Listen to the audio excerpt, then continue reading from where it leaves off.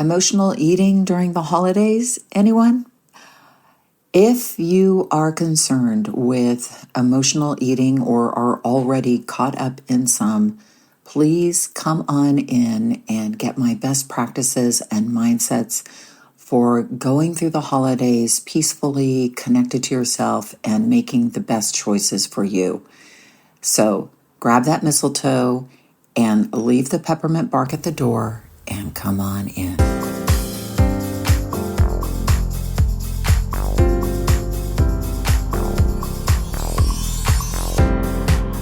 Did you know that our struggle with weight doesn't start with the food on your plate or get fixed in the gym? 80% of our weight struggle is mental. That's right. The key to unlocking long-term weight release and management begins in your mind. Hi there, I'm Rita Black. I'm a clinical hypnotherapist, weight loss expert, best-selling author, and the creator of the Shift Weight Mastery process. And not only have I helped thousands of people over the past 20 years achieve long-term weight mastery, I am also a former weight struggler, carb addict, and binge eater. And after 2 decades of failed diets and fad weight loss programs, I lost 40 pounds with the help of hypnosis. Not only did I release all that weight, I have kept it off for 25 years. Enter the Thin Thinking podcast, where you too will learn how to remove the mental roadblocks that keep you struggling. I'll give you the thin thinking tools, skills, and insights to help you develop the mindset you need, not only to achieve your ideal weight, but to stay there long term and live your best life. Sound good? Let's get started. Hello, and come on in. It's so nice inside here, but I'm going to make a special request of you. Leave the peppermint bark at the door. And get in here. And let me shut the door before the peppermint bark comes in behind you. Sorry, peppermint bark, but that is a holiday trigger food you are for me, and trigger foods don't come into my home. It's just one of the things, one of the ways I love myself through the holidays. So what is a trigger food, you may ask? Well, you may know. But trigger foods, in my definition, and everybody has their own, are foods that once that seal is broken on the bag, on the box, on the whatever, once you get a nibble or a taste, that it ignites that part of your brain, and one bite, sip, lick is not enough. And we continue to eat that thing in almost an automated fashion. You know, we enjoy the first few bites, but then our brain kind of goes into an overdrive eating mode until the bag is empty, until the box is empty, etc., until the peppermint bark container is empty. It engages what I would call the carb zombie. And if you know me, you know the carb zombie too. So, we have this carb zombie in our brain. And, when we're eating in a particular way, healthfully, keeping stabilized, that carb zombie can stay dormant. But boy, those holiday trigger foods and trigger foods throughout the year can just wake up that zombie. And it's a quick, slippery slope into overdrive, overeating. Not your fault. It's just what the brain will do because the brain has been wired in a particular way.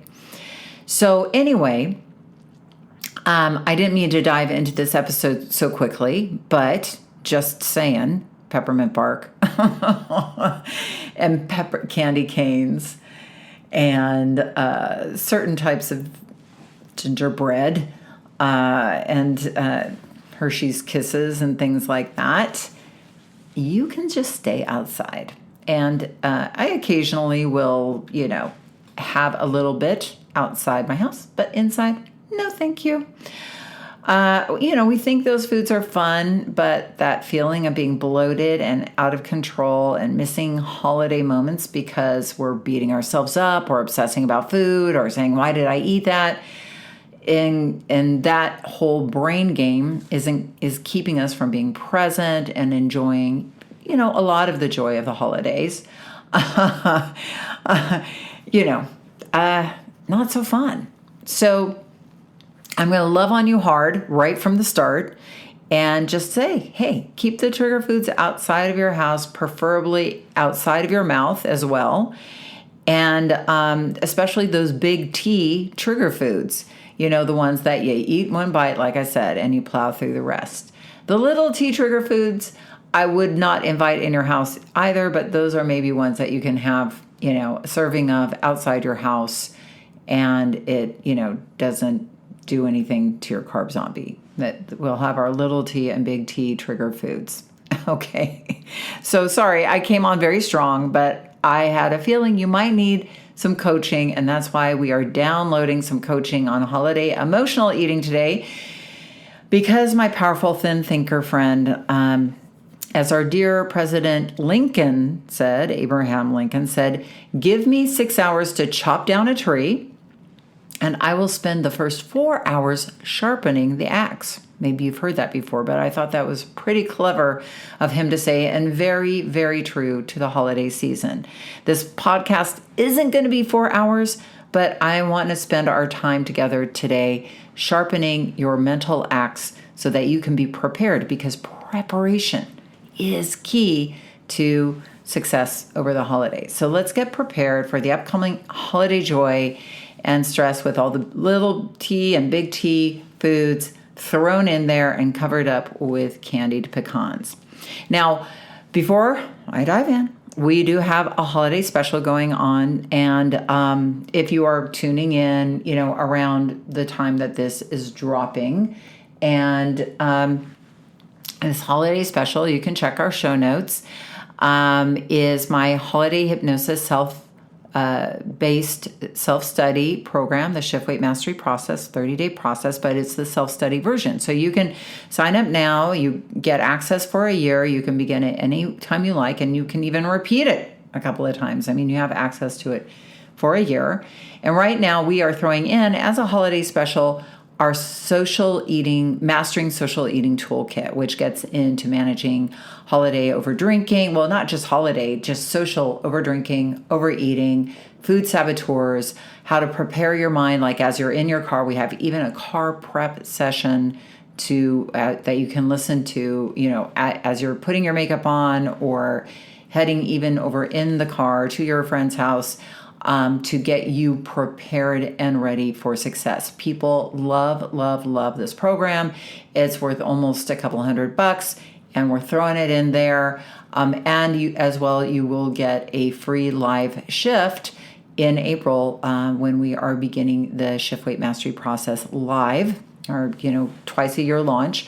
You will get a free ticket to that. So there's a lot thrown in there for a very low price. Go gift yourself the holiday gift that will keep on giving, keep you in a powerful mindset of long-term permanent weight mastery, give you the skills that you need so you never have to start over on January again. Now, let's get into the healthy holiday spirit with some emotional eating strategies. I have been managing my weight, as I mentioned earlier, for taking off 40 pounds for 30 years. And, that is a lot of holidays. My long-term permanent weight mastery is now a middle-aged child. So let's just get clear on what emotional eating is. And I mean, because it's just we say, oh, I'm an emotional eater. I eat over my emotions. But I want to break that down a little more. What emotional eating is: a habitual response set in a pattern. Okay. So most of what we do is set in patterns. If you notice, most of our life is a series of patterns, and most of the things that are habits, at least, are pattern, and a lot of our life is in trance. We spend a lot of our time just doing things over and over again without having to think about it so much. That's why our mindfulness work is so important, to really be present in our lives, because we get hijacked by these habitual responses. So it's emotional eating is actually a habitual response set in a pattern. And it starts with a reaction to thoughts that create feelings. So most feelings are created by thoughts that go on. So the thoughts precede the feeling. And then the impulse to numb the feeling with food. So we start with the thought that goes to the feeling, and then which brings up the impulse to numb the feelings with food to protect ourselves. And then once we eat the food to numb ourselves or to feel the pleasure, or to primarily to numb ourselves or to push the feeling down, then comes another set of feelings, which is remorse, guilt, self-critical, thinking, why do you do that? That was stupid. We didn't need to do that. Following that binge or that overeating. And then typically what will happen at that point is we'll let ourselves off the hook emotionally by saying, okay, well, we'll just be good tomorrow. We'll start over tomorrow, because then all of a sudden that takes us out of that bad feeling phase. And whatever we were thinking about originally that occurred with the original feeling, right? Whatever we were thinking about, oh, I'm mad at my husband, now I have this feeling. Now we're all of a sudden mad at ourselves, right? But it's safer than being mad at other people or having those other feelings, right? So it's a little dance we do. And then we'll start over again tomorrow, let ourselves off the hook, and we'll be back in control, because tomorrow we're going to be perfect, right? So there's this whole little dance around it. So we want to kind of, what my thought is, and I hope you agree with me, is let's just avoid that altogether. So let's set ourselves up for success. We can do a whole other episode in the new year about emotional eating, but I'm going to go through a little bit of that, but I really want to prevent emotional eating, because so there's emotional eating, and that's that pattern that I just mentioned. Now, how do holidays play a role? So we have emotional eating. Now, how do holidays play a role in this? So obviously there is more stress around the holidays, even though we think of the holidays as a happy time. There's so much more stress. I mean, me as a mom and a business owner, I'm getting stuff for my people who help me out. I'm getting stuff for my kids. My kids are more complicated these days to get things for, and they're a heck of a lot more expensive. Oh my God. And then there's the relatives, and then the damn, pictures. You got to take that picture and make it into a card and put it in like, oh my God. And then I'm running a business and I'm seeing clients and I'm trying to be a decent human being. It's like, what? And I bet you're exactly the same as me. So it's more stressful. Even though I love it, it's stressful. And there's less structure, at least around those couple of weeks where we're all hanging out and, the world seems to shut down, which is nice. But there's no structure to our days, which then leads to more chaos, which leads to then more eating. We're way more tired. We're staying up later. Maybe we're drinking more. It's just like our bodies are getting run down. A lot of us are traveling, maybe catching colds on planes, traveling to different time zones. So we're more tired that way. And then let's face it, being with our family is wonderful, but they all trigger us, right? It's a big trigger madness, right? Like, oh, hi, everybody. We're home for the holidays. Oh, God. Oh, man, I forgot how they pissed me off. When what do they say? After 3 days, people are like fish. They begin to smell. I think around the holidays, it's a 2-day smell period. So, or we're not around people and we're lonely, and I definitely remember holidays where I was alone. I remember when I lived in New York City and I didn't go home some holidays because I couldn't afford to go home. Or my parents even couldn't afford to send me home. And I worked. I took advantage of the fact that I could cater, or I used to have a job where I would go to people's homes and cook for them. And like on Christmas and stuff like that, I was a caterer, but I was like a cook. I'd go in and make the turkey and do the stuff and then serve them butler style around the table. And this was while I was going to college, and this was, also in the years after college, and when I was trying to pay for college. And and I remember being so alone without my family, and my friends had all gone home for the holidays. So that was a really lonely time. And So I really feel for people who might, be on their own. It was a great time too. I love being by myself. I don't get me wrong, but it was just that we couldn't be with those that we loved. So, more. And then the other thing is it's way more trigger foods with emotional and sentimental attachments, right? So the smells of the cinnamon and the all the stuff that we associate with our childhood, and all those memories come flooding back because our smell is our keenest memory trigger, right? So the smells of the holidays bring back so many memories, and then we eat the food as a way to access the memory. Isn't that crazy? But that becomes a big deal.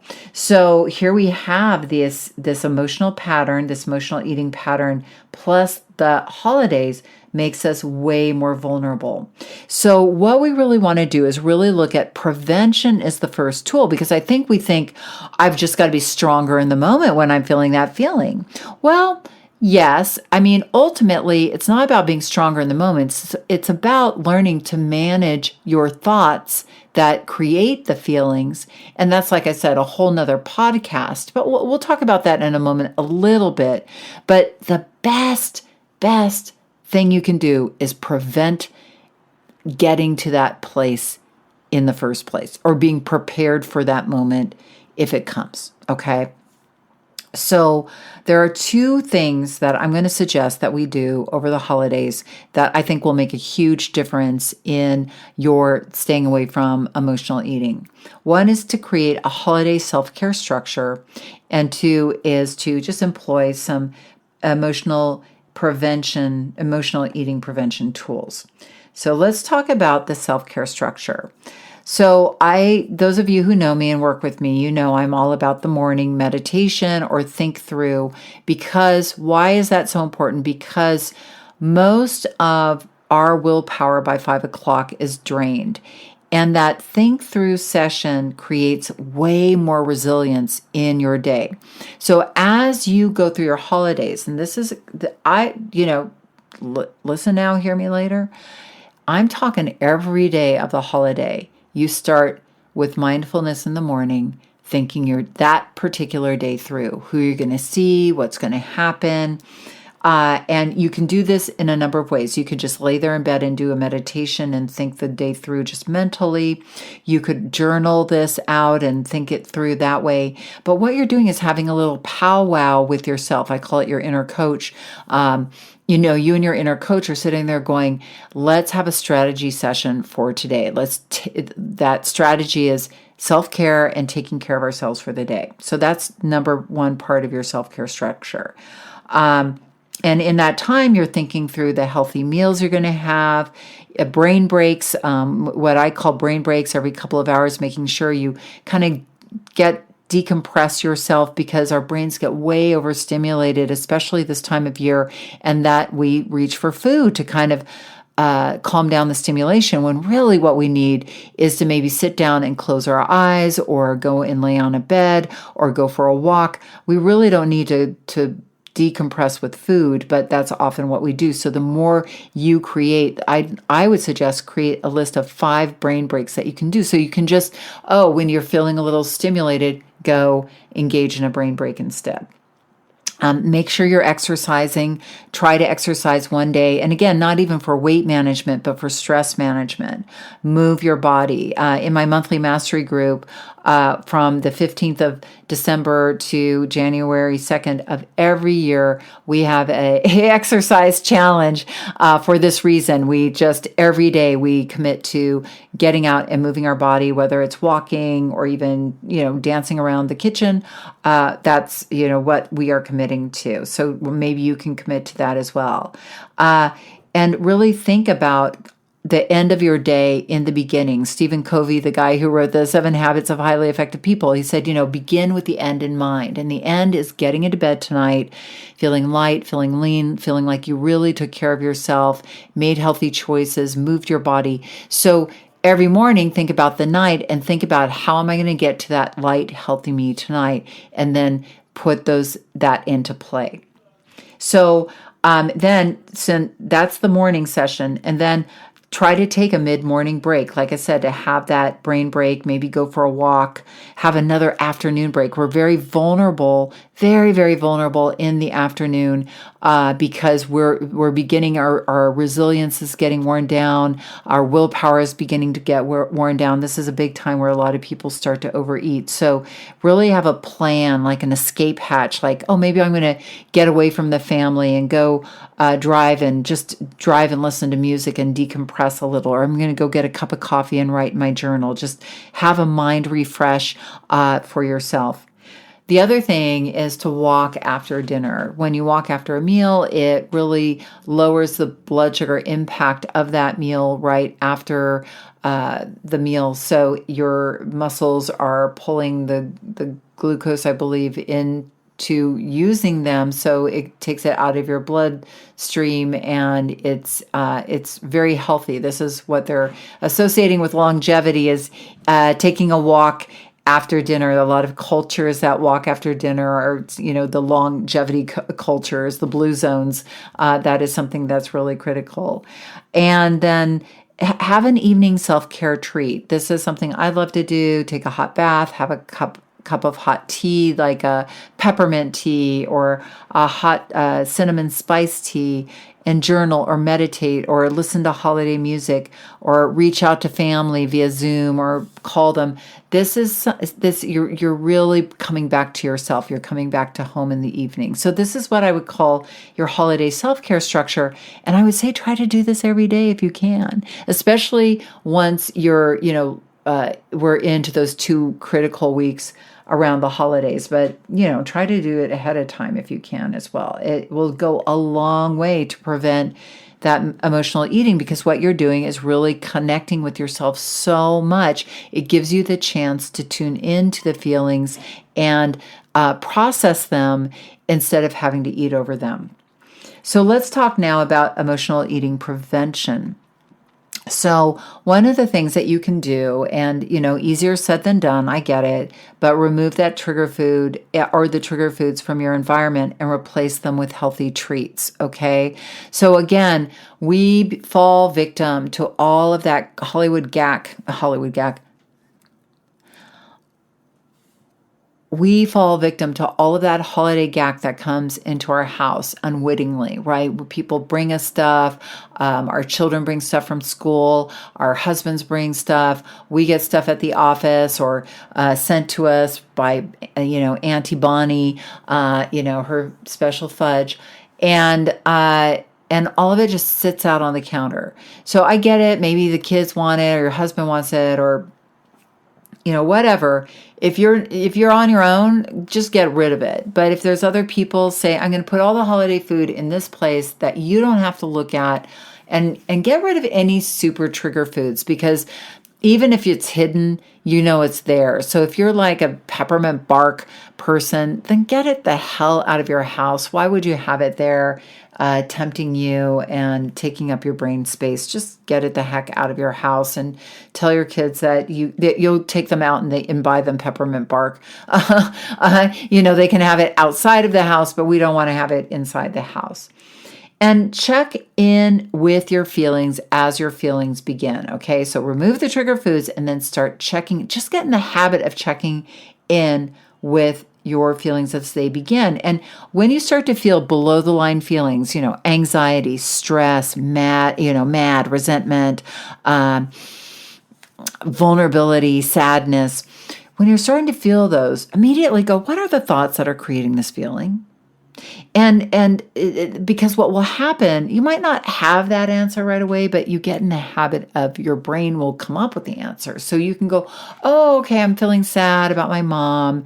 It's the holidays. Oh, I need some nurturing. So you start to be able to pull yourself back into yourself and care for yourself rather than allowing that feeling just to ruminate within you and then all of a sudden having to eat over it. Start to get curious about the feelings and the thoughts that create the feelings, and maybe say, oh yeah, and turn those thoughts around if you can.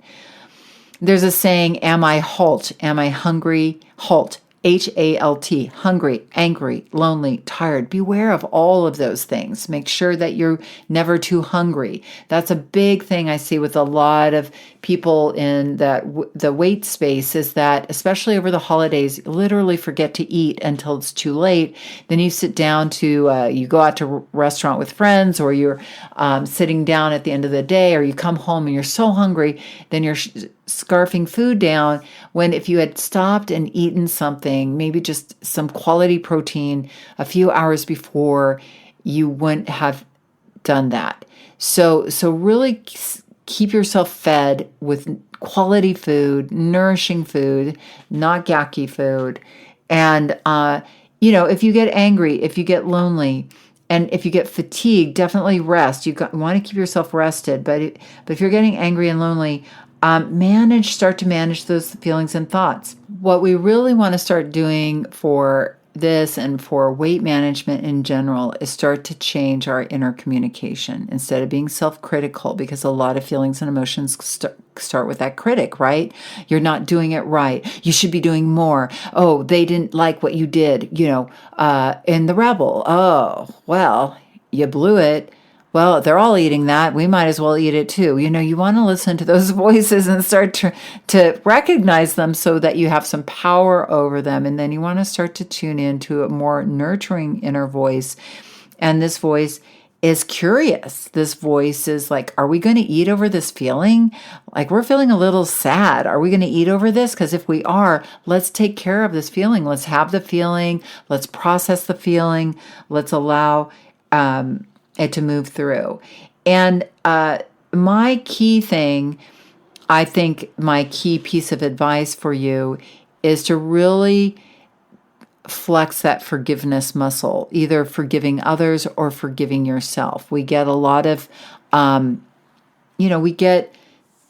it's easy to get into resentment, envy, and generally disappointment and pissed offness about, there's a lot of expectations flying around during the holidays, expectations of who you need to be in order to be accepted and loved, what you need to buy, what you expect others to get for you, what's right holiday behavior, what are the gifts. Then we have expectations, and then we have budgets, right? We're worried about money. It's tight this year, so there's so much going on. So if we're going to eat over it, we want to start to forgive people, not for them, but for ourselves, right? We want to say, okay, I'm just going to let it go. My husband didn't buy me what I wanted, but I'm going to forgive him. I'm going to love him.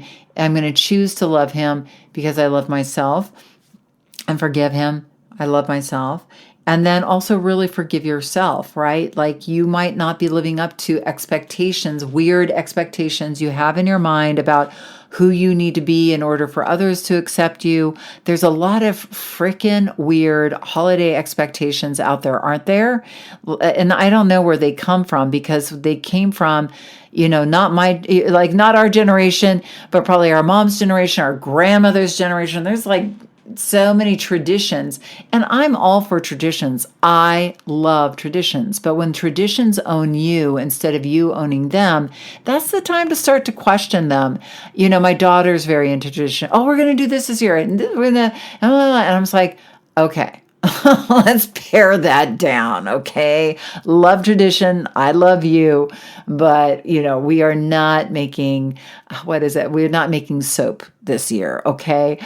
We did that every year when they were kids. It was super fun. But I say, I have a closet full of soap we've made. We have not used this soap. So let's let the soap go this year, shall we?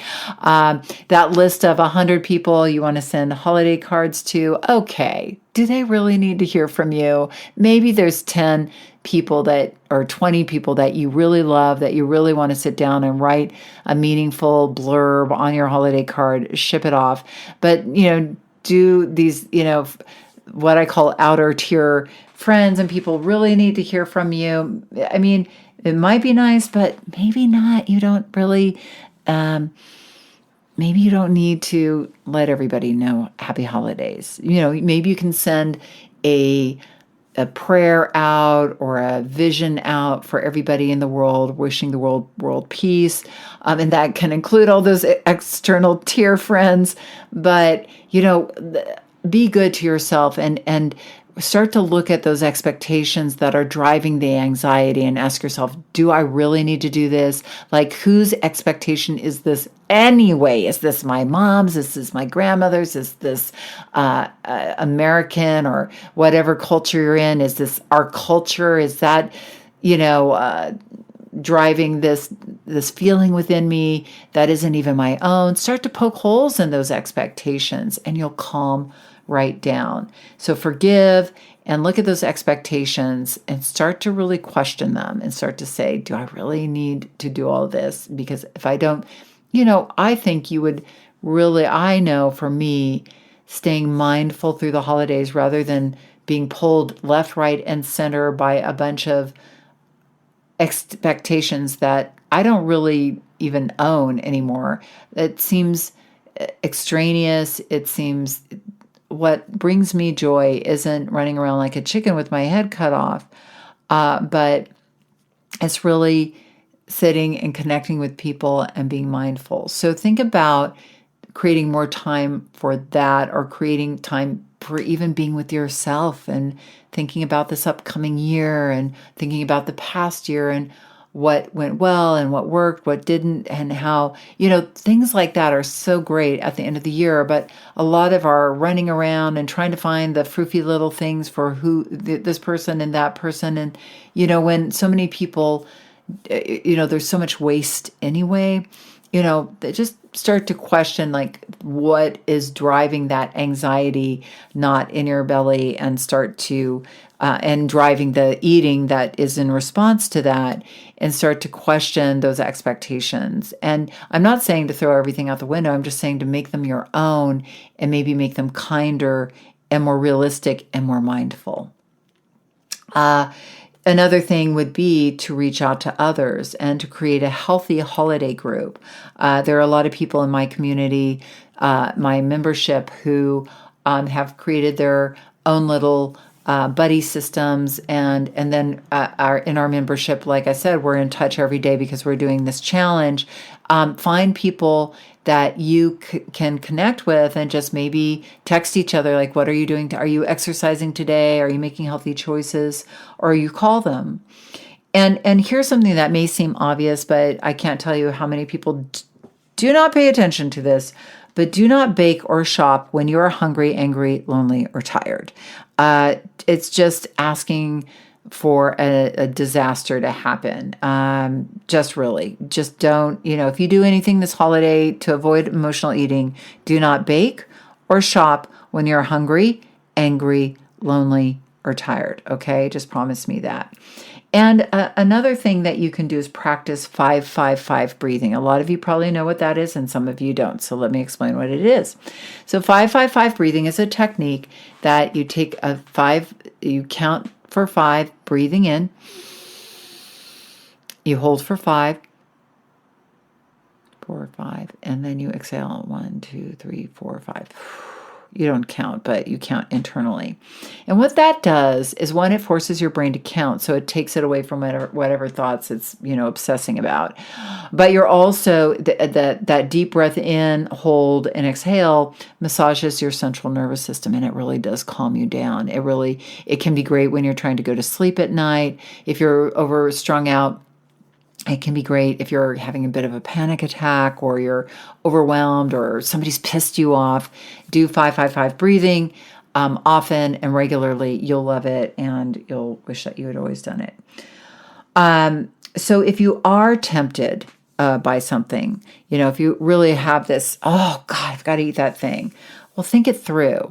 I'm not saying to avoid every single holiday treat. I mean, we want to enjoy the holidays, but we want to be mindful about it. So think through, how will eating this thing make you feel an hour from now? Like right now, it seems like a really good idea, but and you can say to that part of you who wants to eat it, which is the reward center, I've got to eat that thing. I've got to eat that thing. I've got to eat that thing. Say, okay, well, we could have that, but let's think this through. How is eating that thing going to make me feel an hour from now? And really feel it like, what's that going to feel like? And what's that going to feel like 3 hours from now? You probably have enough of a memory, a visceral memory of how overeating something gacky and crappy feels in your body. And what this is doing is leveraging your dopamine from excitement to like, I want that thing, impulsive excitement to, oh yeah, that's not such a good idea. That doesn't feel good. So you're really re-empowering yourself in that moment by really, it's called thinking it through, bringing your brain and changing the focus from that impulsive moment, must have it now, to the long game, and really honoring the you 3 hours from now and asking, well, how's that going to feel if I don't eat this thing 3 hours from now and I feel healthy and light and really happy that I stood up for myself in that moment. Advocate for yourself with that part of you that is the reward center and is kind of, I don't want to call it dumb, but it's very impulsive. And breathe through the feeling. What I mean by that is often a feeling like anger or sadness or anxiety. Underneath that feeling, that's kind of the umbrella feeling. There's a multitude of smaller micro feelings underneath that. Like under sadness might be vulnerable, regret, guilt, tender-heartedness, bittersweetness, resentment. Okay. And the more you get curious about the feelings under the feelings, it starts to interestingly break up the feelings a bit, and then open your heart for all those feelings to exist. It's crazy. I know you're like, but that's so many feelings. Yeah, but if you open your heart, and this sounds California woo-woo, but it's not. You open your heart. And you're like, okay, tenderness and vulnerability and bittersweetness and resentment and sadness. I'm going to open my heart and let you be here for a moment. Like just be here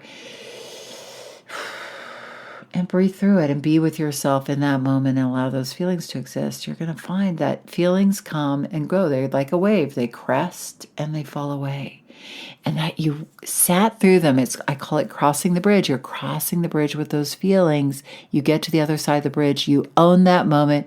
You own that you sat through that feeling and didn't eat over it. It's such a great empowered feeling.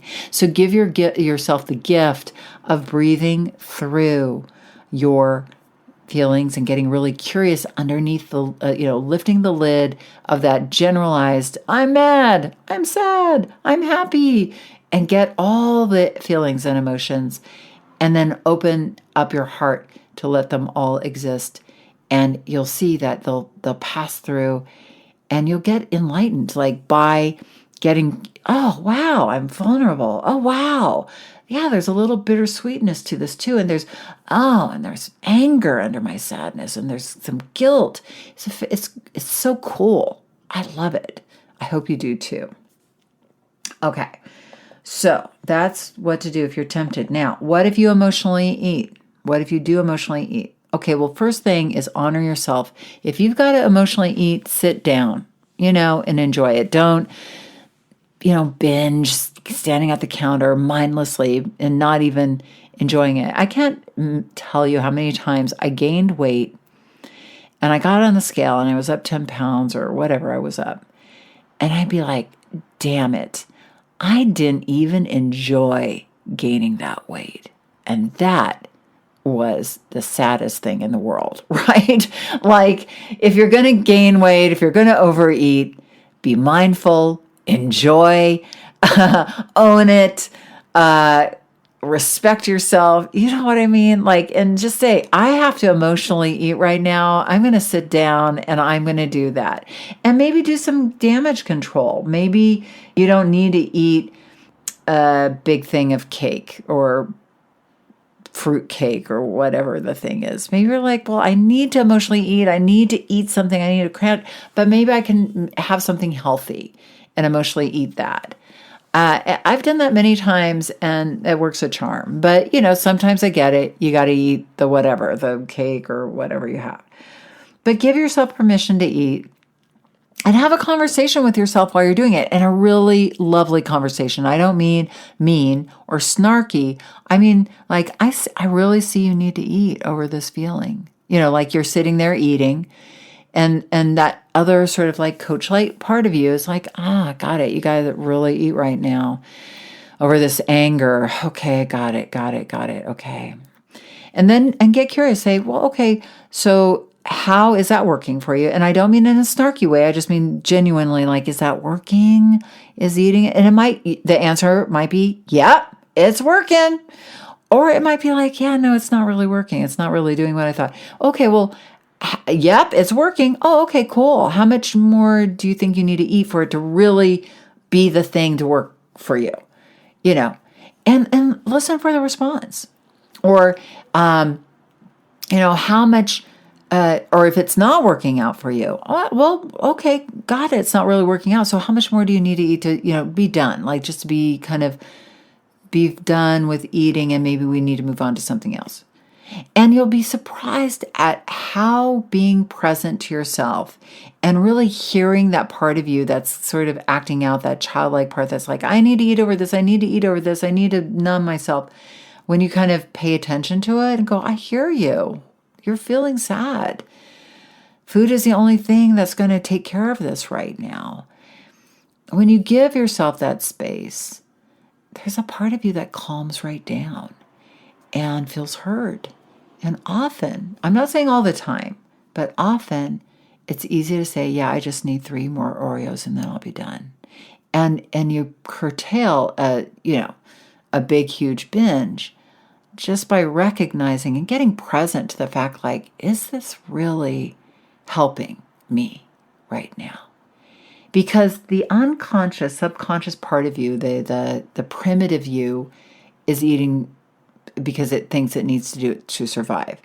When you start to calm down and meet yourself, see, when we're acting out, when we're stressed, our conscious brain sort of shuts off for a moment, and we're sort of just impulsively doing stuff. But if we take a breath as we start to eat and kind of calm down, because we start to calm down when we begin eating, an interesting opening happens for you to have a conscious relationship with yourself and to say, okay, I see you, we're needing to eat. Because usually what we'll do is like, oh my God, I'm overeating. We'll get mad at ourselves. And then we'll just say, well, I might as well just keep eating. I've blown it. And we'll just eat a ton and, numb ourselves completely out, feel horrible and awful, and start again tomorrow. But if we meet ourselves in the moment really tenderly with a lot of respect and go, I get it, you had to eat. Okay, fine. Is that working for you? How much do you need to eat? How much more do you need to eat? Often we calm right down. And then so when you do that, please don't judge yourself. Be compassionate and forgiving. I know we think if we do that, we're going to just keep overeating, but no, it's really quite the opposite. And don't start over. Please, if you have to overeat, do it, but don't go, and I'm going to start over tomorrow, so I'm going to eat a ton more. No, don't do that. Just, you're better than that, and let's break that one habit. If we break that, it's a world of difference for everything for your weight management. And another thing you could do is go for a walk if you can, if it's not the middle of the night. Get up and go for a walk. Move your body after you binge or overeat or stress eat or emotionally eat, because that just gives you some time to connect your head with your body. And then later think it through, and not in the moment. You're not going to learn the lesson in the moment, but after the episode is over and you've kind of moved on, say, wow, overeating those Oreos last night, it really didn't work for me. I was feeling sad. It seemed like in the moment that was the only thing. But what could I learn? Like, what next time I'm feeling that sadness, what could I do that would have really taken care of me in that moment? And learn that lesson. You'll come up with some ideas that are not about eating. And this is how we really begin to heal ourselves, right? We begin to truly find solutions and come up with true ways of taking care of ourselves rather than going to the food in these moments. And what a holiday gift that would be for you, to just really create some solutions and to prevent the holiday eating in the first place. If you have one gift for yourself, I know for me, I used to overeat, stress eat. The holidays for me was just like a food fog that I really didn't really appreciate all the beauty and mystery and spirit of the season, which there's so much of that going on amongst all the other craziness, of course. But, when we slow down, when we really have that inner communication with ourselves, respect ourselves, then we get access to that true holiday, and it just becomes so much more magical. And that's what I wish for you. Well, my friends, I hope our episode today served you. I wish you and your loved ones a happy, healthy, emotional eating-free holiday coming up. I am really grateful for you and the time we have spent together this year. And if you are a new friend, I'm looking forward to getting to know you better and to spend more time with you here in the Thin Thinking podcast in the upcoming year. So have a great week, and remember that the key, and probably the only key to unlocking the door of the weight struggle, is inside you. So keep listening and find it. Happy holidays. I will see you here next week. Thanks for listening to the Thin Thinking podcast. Did that episode go by way too fast for you? If so, and you want to dive deeper into the mindset of long-term weight release, head on over to www.shiftweightmastery.com. That's www.shiftweightmastery.com, where you'll find numerous tools and resources to help you unlock your mind for permanent weight release, tips, strategies, and more. And be sure to check the show notes to learn more about my book, From Fat to Thin Thinking, Unlock Your Mind for Permanent Weight Loss, and to learn how to subscribe to the podcast so that you never miss an episode.